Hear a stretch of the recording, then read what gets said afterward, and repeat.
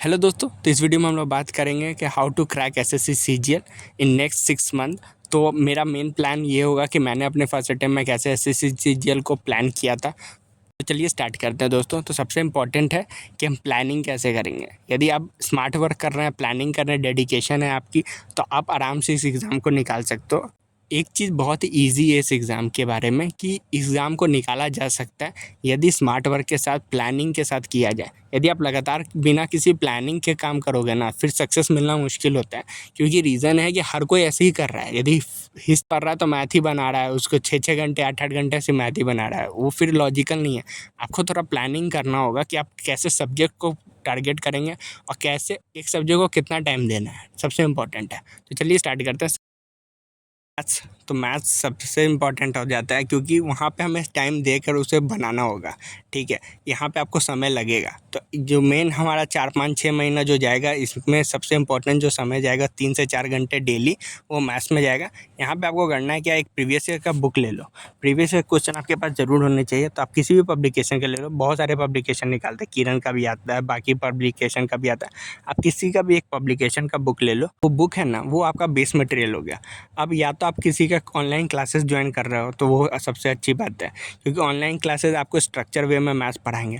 तो आप या तो आप वो कर लो, यूट्यूब पे भी है, यूट्यूब पे भी बहुत फ्री मटेरियल अवेलेबल है। आप किसी को टीचर को फॉलो कर लो और आप उनका चैप्टर बाय चैप्टर, तो जैसे आपने किसी टीचर का परसेंटेज पढ़ा या आपने ऑनलाइन क्लासेस में परसेंटेज पढ़ा, वो परसेंटेज पढ़ने के बाद अब प्रीवियस ईयर क्वेश्चन का सारा परसेंटेज का क्वेश्चन कर लो, सिंपल। और कुछ नहीं करना है। क्लास करना है, प्रीवियस ईयर क्वेश्चन बनाना है, क्लास करना है, प्रीवियस ईयर क्वेश्चन बनाना है। पहले स्टार्टिंग में ये करना है।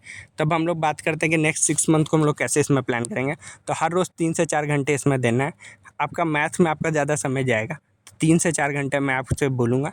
स्टार्टिंग के 2 घंटे आप क्लास करोगे और 2 घंटे प्रैक्टिस करोगे, सिंपल। तो पहले स्टार्ट करना है ईजी चैप्टर से। ईजी चैप्टर हो गया जैसे percentage, profit loss, simple interest. फिर उसके बाद धीरे धीरे हार्ड में जाना है, जिसमें अलजेब्रा हो गया, ट्रिग्नोमेट्री हो गया।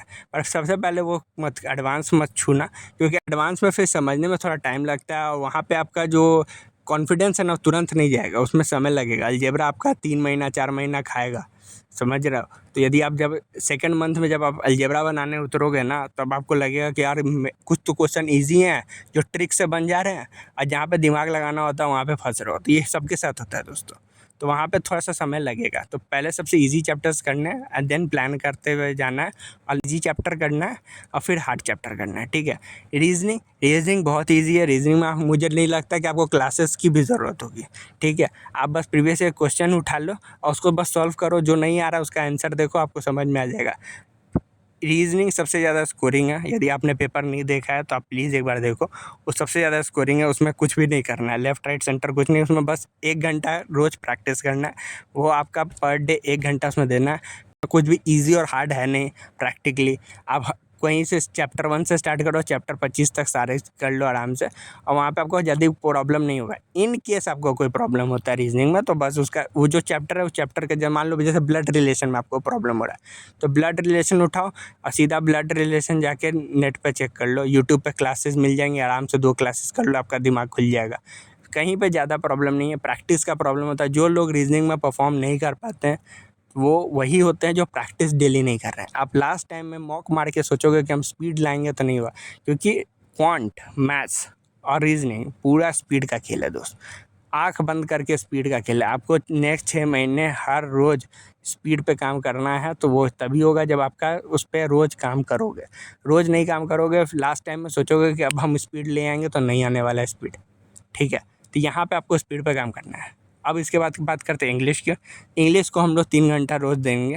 यदि आपका इंग्लिश अच्छा है तो आप 2 घंटा दो। यदि आपका इंग्लिश बहुत ही बुरा है तो आपको 3 घंटा देना पड़ेगा, क्योंकि वहाँ पे आपको सबसे इम्पोर्टेंट है, आपको कम से कम आधा 1 घंटा आपका रोज़ जाएगा वोकैब याद करने में।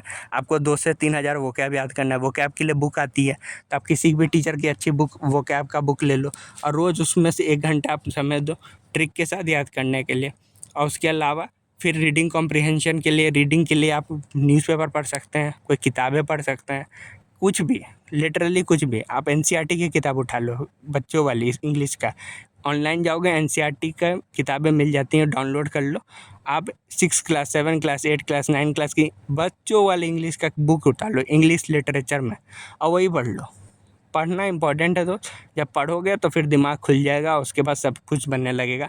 अब बाकी ग्रामर रटना है, उसमें आपको 1 घंटा ग्रामर को देना है, उसमें नियम याद करने में समय लगता है, तो आप उसमें 1 घंटा ज़रूर दो, क्योंकि यदि आप ग्रामर नहीं रटोगे तो फिर प्रॉब्लम हो जाएगी, फिर मतलब मार्क्स ला ही नहीं सकते।